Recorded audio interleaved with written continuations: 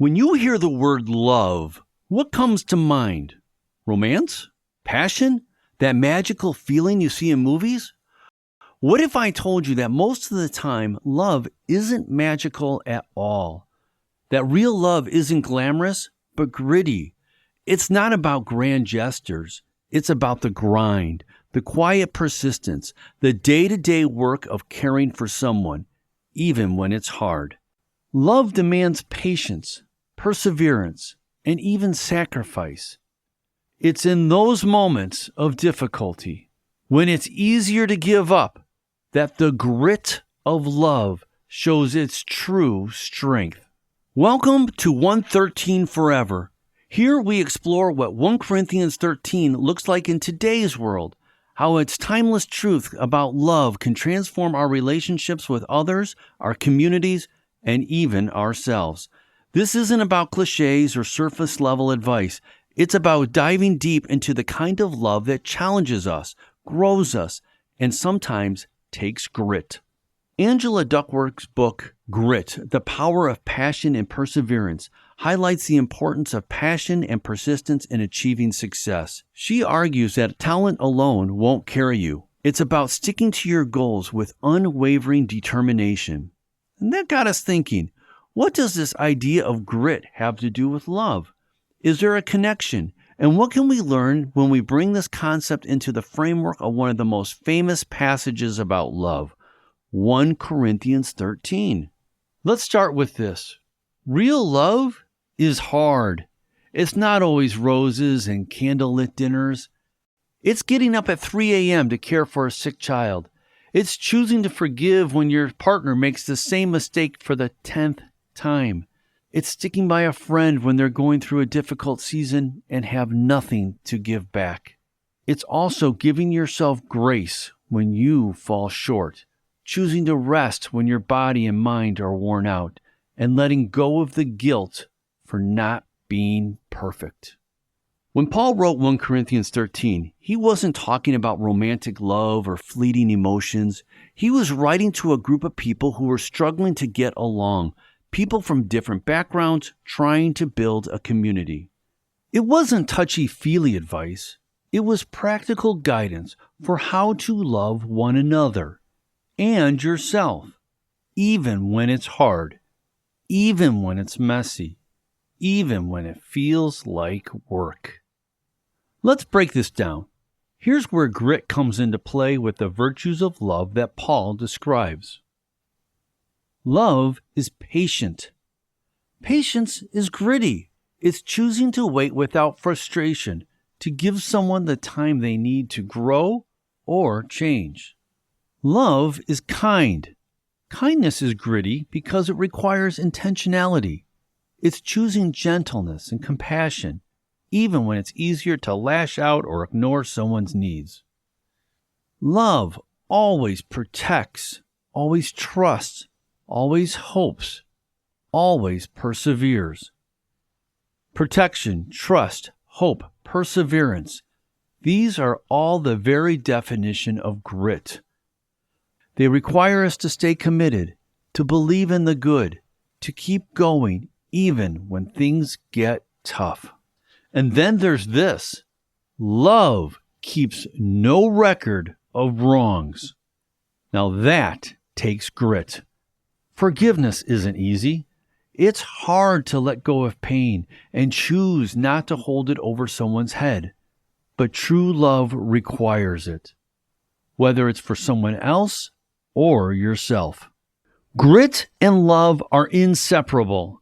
The virtues of love outlined in 1 Corinthians 13, patience, kindness, protection, trust, hope, perseverance, and forgiveness, require more than fleeting emotion. They demand grit, the courage to stay the course, to act with intention, and to choose love even when it's hard. Love, in its truest form, is a commitment, a gritty, daily decision to pursue what matters most. Here's the thing about grit in love. It's not about you. 1 Corinthians 13 says love is not self-seeking. It's not proud or boastful. It doesn't demand its own way. This kind of love isn't about getting what you want or even feeling good all the time. It's about putting others first. It's about showing up when it's inconvenient. It's about sacrifice. But here's the paradox. To love others selflessly, you also have to love yourself selflessly. Not in a way that puts your needs above others, but in a way that equips you to give freely. Because when you neglect your own well-being, it becomes harder to love others with patience, kindness, and grace. This takes grit. And grit doesn't come naturally. It's something you cultivate. It's a choice you make every single day. Now, don't get me wrong. There's a place for romance. Romance is wonderful. But if we confuse romantic feelings with real love, we'll be disappointed every time. Why? Because feelings fade. Romance ebbs and flows. But grit is what sustains love when the feelings aren't there. And this applies to self-love too. There will be days when you don't feel worthy or lovable. Days when you feel like giving up. That's when grit kicks in. The grit to treat yourself with compassion, to keep showing up, to keep trying. 1 Corinthians 13 gives us a roadmap for how to keep going, how to love even when it's hard, even when it feels like a grind. It reminds us that love isn't about what you feel, it's about what you do. So how can we bring grit into our relationship with others and ourselves? Here are 3 practical ways.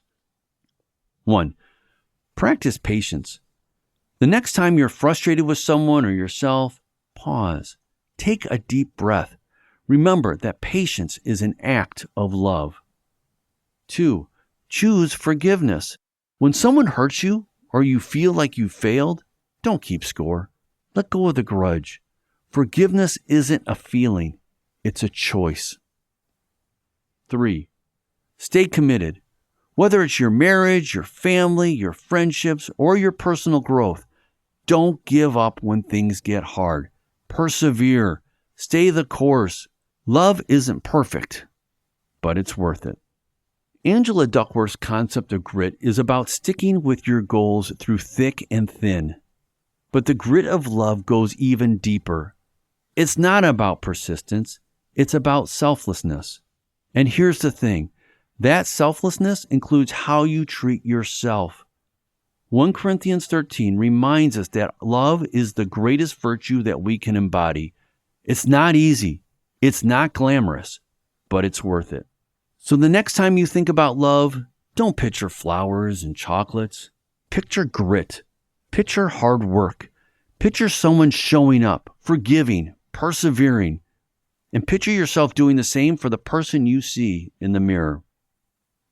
As we wrap up, remember, love, as described in 1 Corinthians 13, isn't just a lofty ideal. It's a practice, a choice, and yes, even a challenge. At 113 Forever, we're here to explore these truths together, what they mean for our daily lives, and how they can transform the way we love others and ourselves. If this message resonated with you, we'd love for you to join our community. Subscribe to our channel for more reflections, practical insights, and inspiration rooted in the timeless wisdom of 1 Corinthians 13. Let's journey together toward a love that lasts forever. Now we want to hear from you. Grit and love, 2 powerful forces that shape our lives. How do you see them working together? Have you experienced times when perseverance deepened your ability to love? Let's discuss. What does it mean to practice love as a grind, not just a feeling? Share your thoughts in the comments. Thanks for watching. If you found this helpful, check out these videos for more insights on love, grit, and living with purpose. Don't forget to like, share, and subscribe.